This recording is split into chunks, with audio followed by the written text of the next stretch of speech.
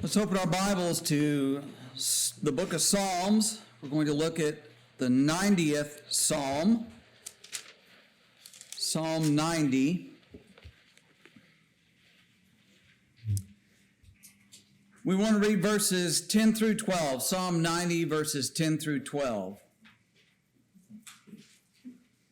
The days of our lives are 70 years, and if by reason of strength they are 80 years, yet their boast is only labor and sorrow, for it is soon cut off, and we fly away. Who knows the power of your anger? For as the fear of you, so is your wrath. So teach us to number our days, that we may gain a heart of wisdom. The Bible is very clear, and our experience here on this earth shows us the reality of this, that life is short. We will soon be cut off, as it says here, and we will fly away. James says that our life is a vapor. That's true for everyone. Even if somebody lives what we consider to be a long life, it's just a vapor compared to eternity. We're here for a moment, and then we are gone. We do not know the day of our death. It could be by reason of age. We simply grow old and live long enough to the point that our body gives out and it gives up the spirit.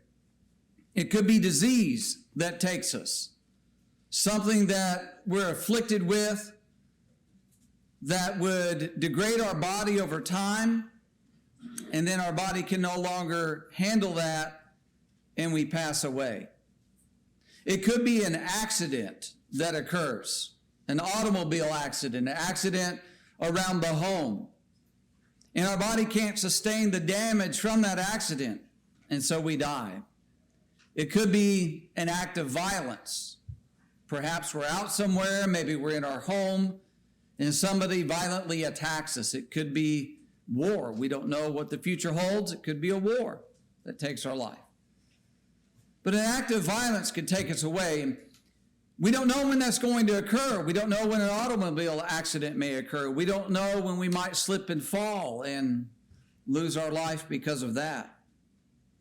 And so in the book of Ephesians chapter 5, there's an admonition here to us about the time that we do have while we're here on earth.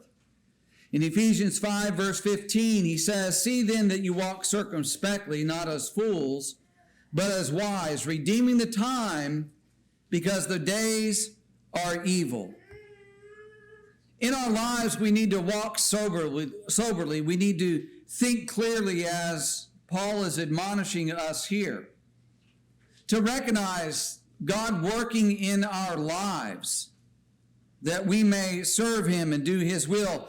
We need to give heed to the appeals that he makes to us through his providence to draw closer to him and to live for him, and seize the opportunity that he gives us to make changes in our life. If we're headed in the wrong direction, we need to see that, acknowledge that, and be determined to turn away, to turn back, to do the will of God. I want us to study Judas, the disciple of the Lord, as we think about these things, about the brevity of life, about God's working in our life to get us to do what is right. And we're going to see in the life of Judas where God made appeals to him and provided him opportunity to turn and take a different path. In Mark chapter 3, to begin with, one of the things we want to note is the privileged position of Judas. He was blessed to be counted among the apostles of our Lord, very often referred to as the disciples. But in Mark chapter 3 and verse 13, it says he went up on the mountain and called to him those he himself wanted, and they came to him. Mark 3 verse 14, then he appointed 12, that they might be with him, that he might send them out to preach and to have power to heal sickness and to cast out demons. Simon, to whom he gave the name Peter, James the son of Zebedee, and John the brother of James, to whom he gave the name Boanerges, that is, sons of thunder, Andrew, Philip, Bartholomew, Matthew, Thomas, James, the son of Alphaeus, Thaddeus, Simon the Canaanite, and Judas Iscariot, who also betrayed him, and they went into a house. Now go with me as well, please, to Matthew chapter 10. Matthew chapter 10, keep in mind Mark 3. He went up on a mountain. He called those men to him. He selected them out to be his representatives in this world, those who were sent, the apostles. In Matthew chapter 10, it gives us a little bit more detail in addition to what we just read. It says he called his 12 disciples to him. He gave them power over unclean spirits to cast them out and to heal all kinds of sickness and all kinds of disease. And so it names them, beginning with Simon and ending with Judas down in verse 4.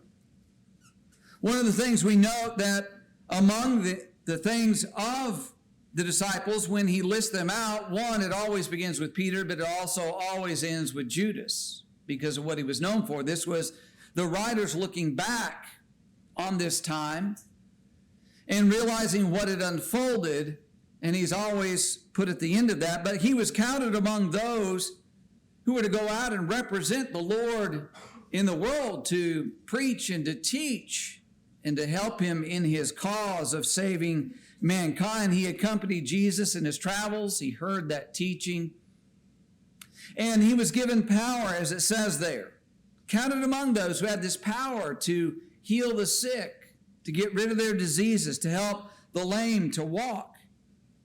So he was in a position of great privilege when he lived in this world. In John chapter 6, as Judas has been spending some time with the Lord along with the other disciples, he had witnessed the Lord provide for 5,000 people plus, to give them the loaves of bread and the fish to eat. And it tells us, as Jesus was doing some teaching here, that there were people who were offended at his teaching. And in John 6, verse 66, it says, "From that time many of his disciples went back and walked with him no more. Then Jesus said to the 12, 'Do you also want to go away?' But Simon Peter answered him, 'Lord, to whom shall we go? You have the words of eternal life. Also, we have come to believe and know that you are the Christ, the Son of the living God.' Jesus answered them, 'Did I not choose you, the 12, and one of you is a devil?' So he spoke of Judas Iscariot, the son of Simon, for it was he who would betray him, being one of the 12. So here Jesus tells him very clearly that one of you is going to betray me. And we know that Judas was among them there, because he says it's the 12 who are with him. And he's speaking to the 12 when he challenges them. When these other people who were described as disciples turned away from the Lord challenged the 12 here. Do you also want to go away? Now, Peter's the one who is the spokesman. He's the one who's recorded as reacting to that and responding.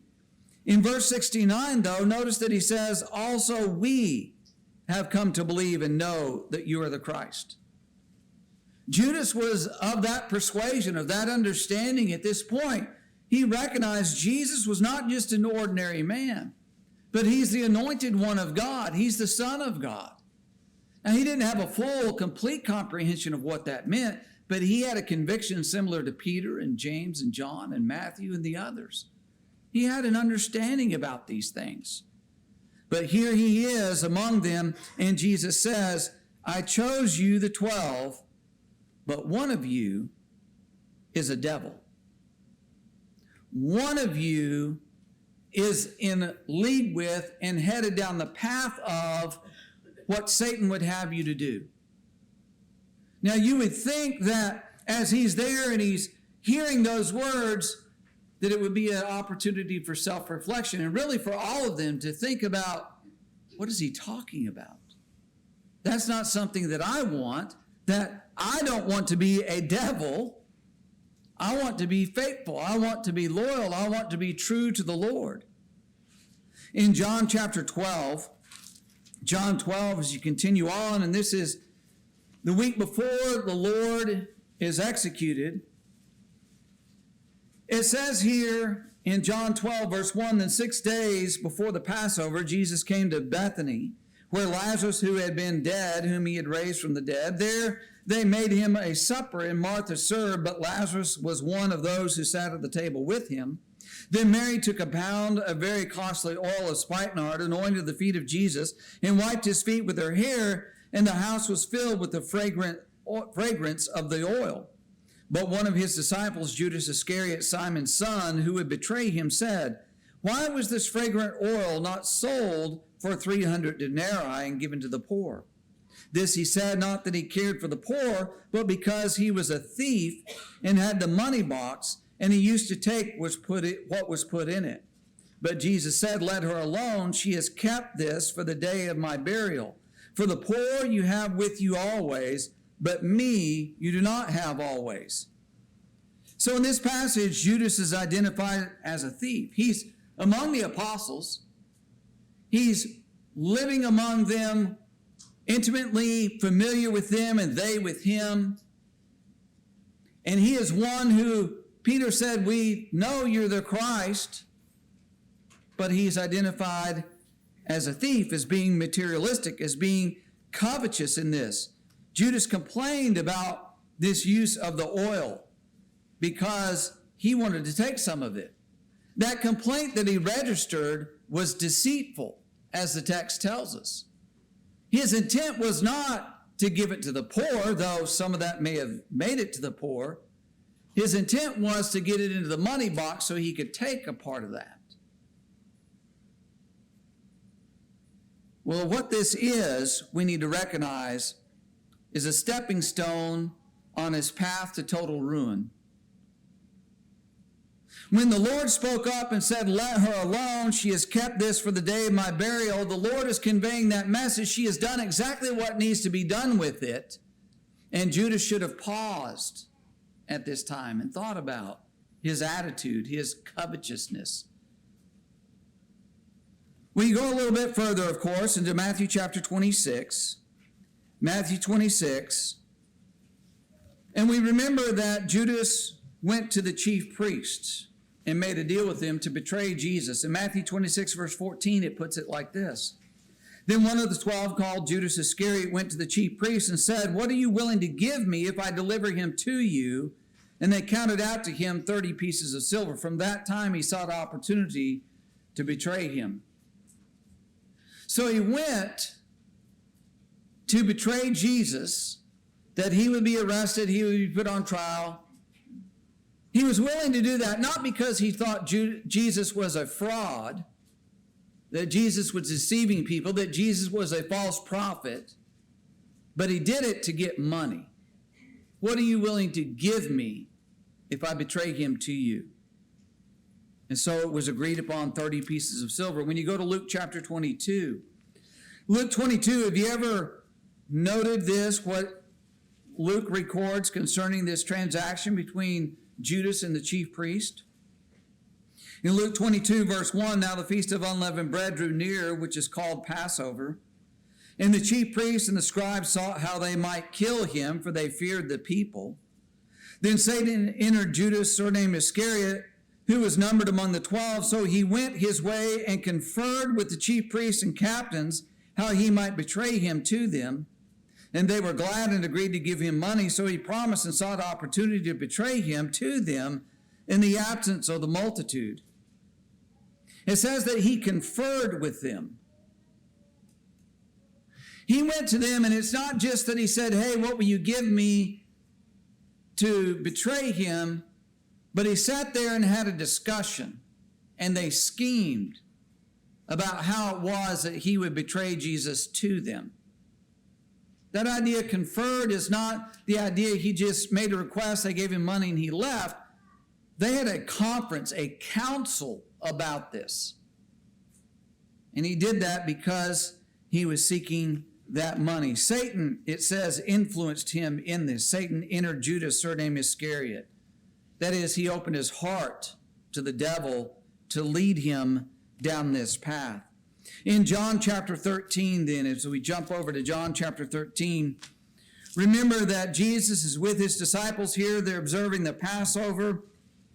It says that the devil had entered in verse 2, that the devil had put it in his heart that he would betray him.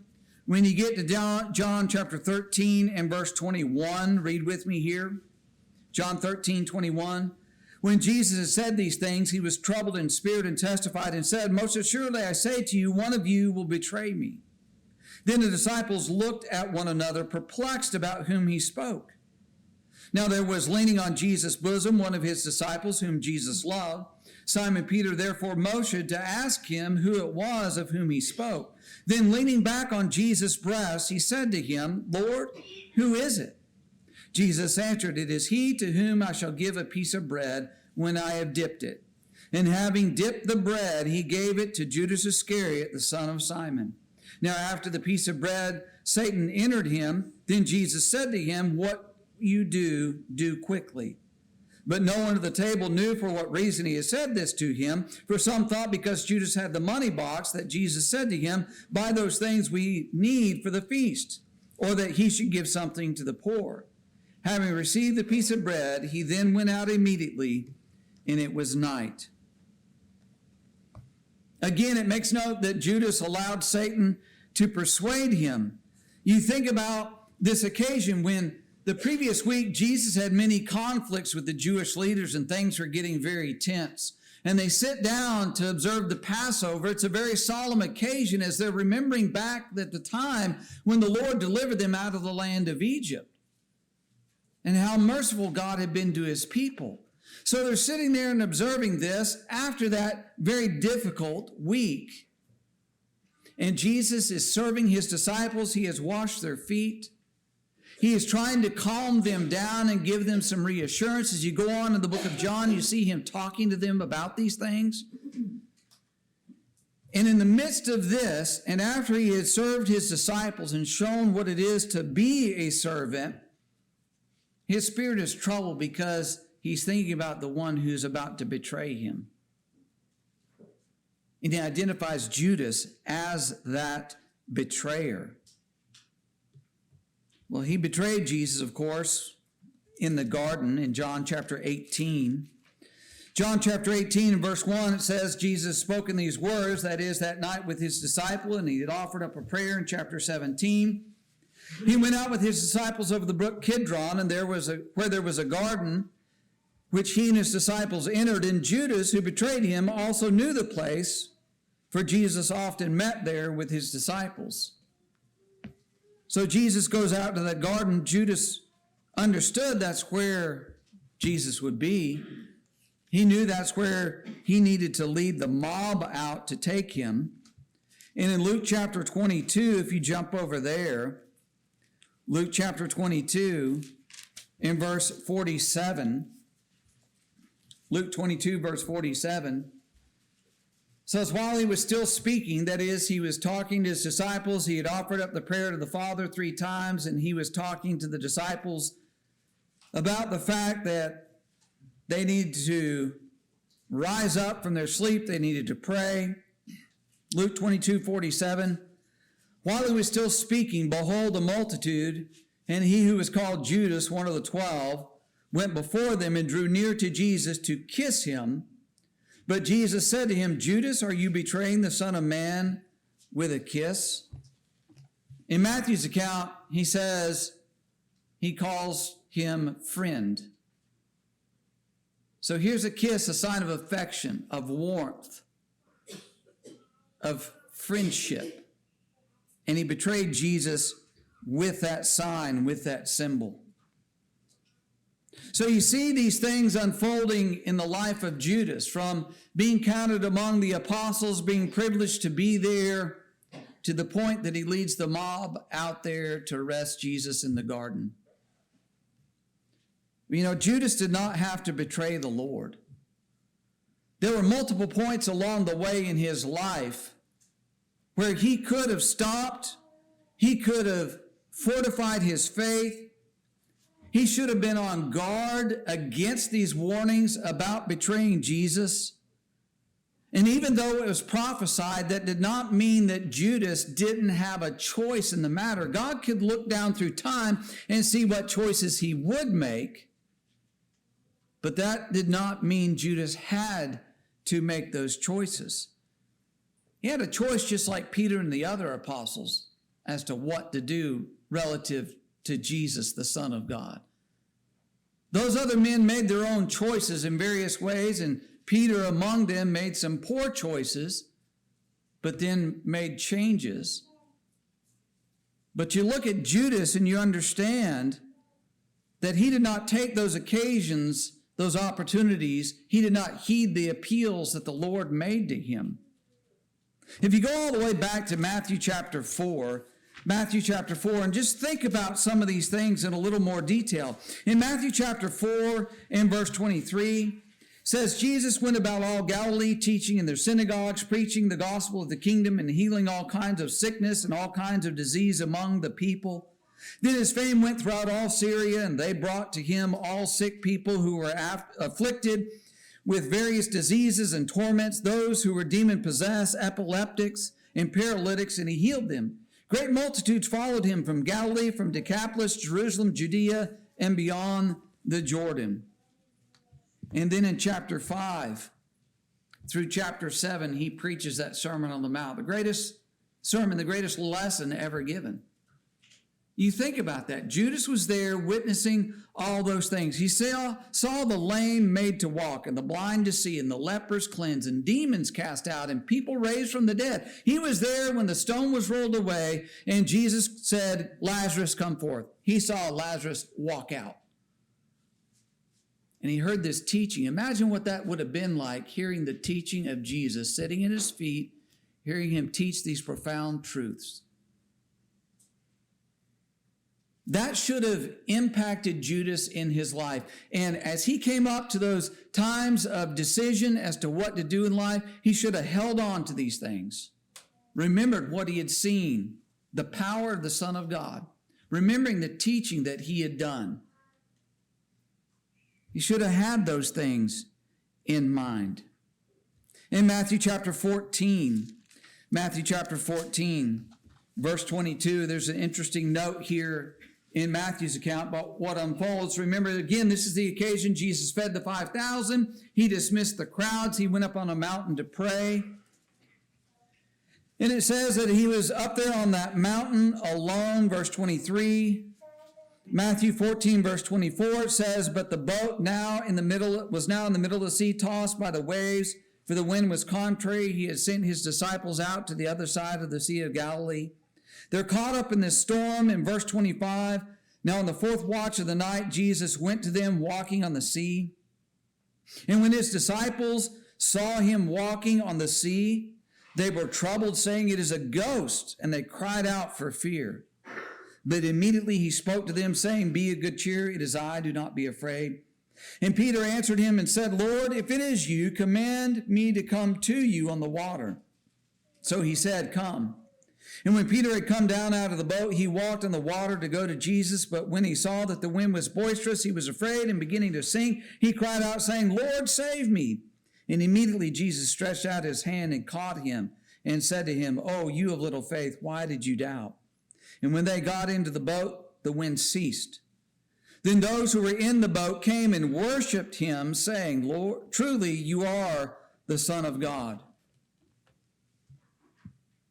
You ever thought about, generally we focus on Peter and what Peter's doing here, and Peter's saying, tell me to come to you, and Peter steps out of the boat, and Peter's on the water, Peter's saying, you ever thought about the fact Judas was right there in the boat, seeing all of this unfold, and Judas was one of the ones who went and worshiped Jesus on this occasion? This was overwhelming to these men. The way that it's written, the way that it's conveyed to us, is they're in the boat. They are scared literally for their lives. They see Jesus coming, and there's another level of fear because they think there's a ghost out here. We're in trouble. We can't do anything. And when the Lord gets in the boat the storm is gone and the wind ceases and the sea is calm. And it's like they can't help but to worship him. The moment is so overwhelming.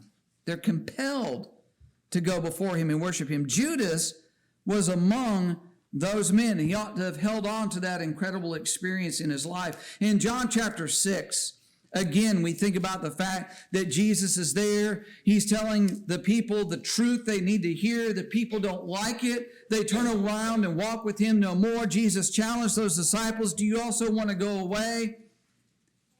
And that confession through Peter that all the apostles agreed with, you're the Christ, the Son of the living God, and then Jesus hits him with it.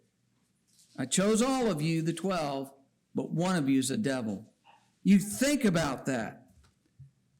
Why didn't he think about his own personal weakness? He could have examined himself and been on guard. In John chapter 12, Jesus gave him a mild rebuke about materialism there. Should have sobered his thinking and gave him pause about his motivations and what his sin was leading him to do. And then there's that final appeal that was made in Matthew chapter 26. Let's go to Matthew 26. There's something I want to point out here. Matthew 26.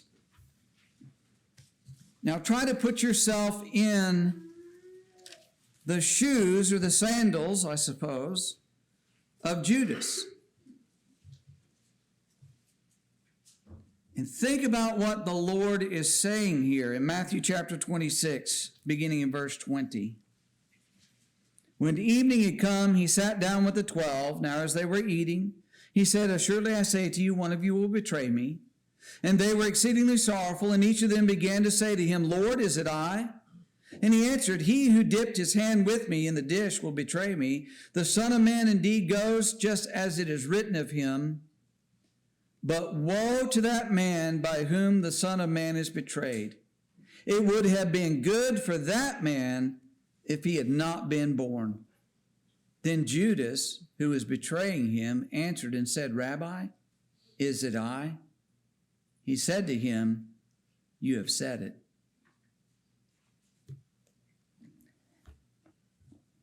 If a man you had seen cast out demons and raise the dead had told you it would be better if you had never been born than to do what you're about to do, how would that impact you?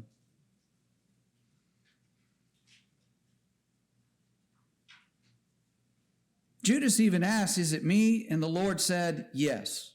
You said, it's you. I'm talking about you. And this is where John goes on to explain to us that Jesus then said, what you do, do quickly. And he got up and he left. You think about that.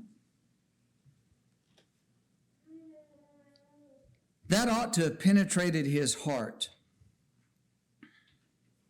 It should have troubled him. What am I doing here? I can't go through with it. But his heart was hardened. His mind was made up. He ignored the Lord's appeal. And here's what I want to get down to. There was not another appeal coming. That was it.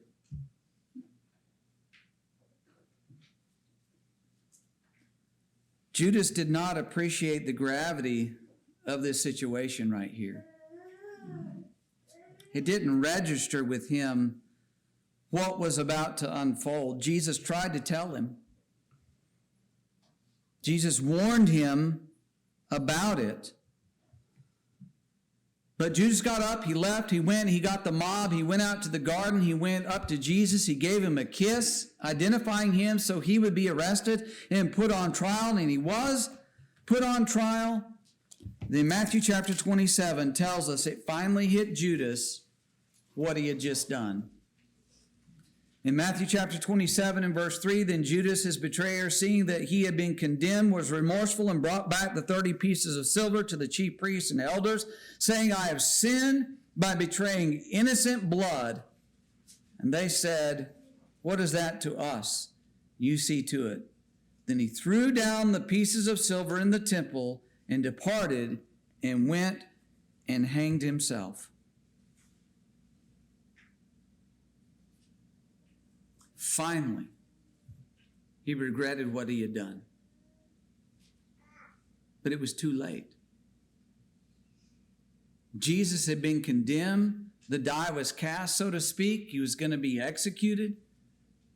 Judas, in understanding that, overwhelmed with that regret, that remorse, went and killed himself.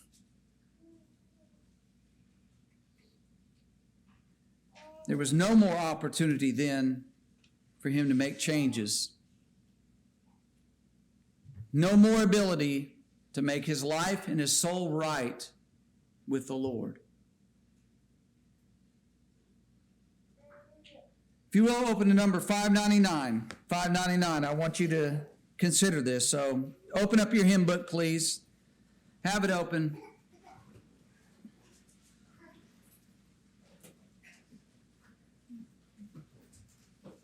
I want to close out thinking about this. What about your final opportunity? Judas didn't realize that night at the Passover that was the last time ever that God would appeal to him to make a change. Now, he took his own life. I understand that. And if he had lived, there would have been opportunity down the road. I understand that. But my point is, none of us know that day of death when it's going to come. So we don't know when that final opportunity or that final appeal is put before us. We are privileged to have God's word readily available to us. We have the freedom to study. We have the ability to gather for worship as we're doing this morning. We can know the Lord's life. We can know about his teaching. We can know about his miracles. And that ought to motivate us to live for him. Just as Judas saw all those things in his life, that 3.5 years he spent with the Lord, it should have solidified his determination to do God's will, to repudiate sin out of his life. When we have that opportunity, as we have the record of the Lord in his life and his will for us in our lives, we have to be motivated to live for him. And in our lives, through the Lord's providence, he appeals to us and he gives us opportunities to make things right. It may be in a Bible class, as we had a little while ago. It may be in a sermon like this. That it's an occasion, it's an opportunity, it's an appeal of God for us to make our lives right. It could be through the example of others, either their example of faith and determination and service to God, or their sinful life, and realizing, I don't want to go that way. It could be a fellow Christian or a family member that admonishes us and tries to get us to change and warns us and encourages us to do the right thing, to forsake sin and to live for the Lord. It could be difficulties in our lives. Those painful things that come about because we make the wrong choices in life. You know, God's designed life in that way so that it would cause us to reflect and say, you know what, maybe I shouldn't be doing those things. But the Lord is working with us, trying to get us to live for him. We need to heed these appeals because there will come a time when the last one is presented to us and there will be no more. We need to appreciate the gravity of our situation and make a change and seek the Lord's mercy. So what about you? Is there something amiss in your life? Something you realize, you know, the Lord's been sending me signals in life through his providence that this is wrong. And I need to leave it. That my choices, my selfishness has led me down a path that has brought me pain and sorrow. And I know where it's going to end up. I can see the end of that. Is that you this morning? Then won't you heed the Lord's appeal now? Because that's what it is. The Lord is longing for you, hoping that you will return to him. And if you've never submitted to the Lord, you're not his child, but you recognize this morning, you know what? I need the Lord in my life. I need my sins forgiven. And you're not ashamed to confess him as the Son of God, to turn away from your sins, and to be immersed to have your sins washed away. You can do that this morning. Heed his appeal as it's being offered to you to come to him for salvation. So if you have a need to respond, come while we stand and sing.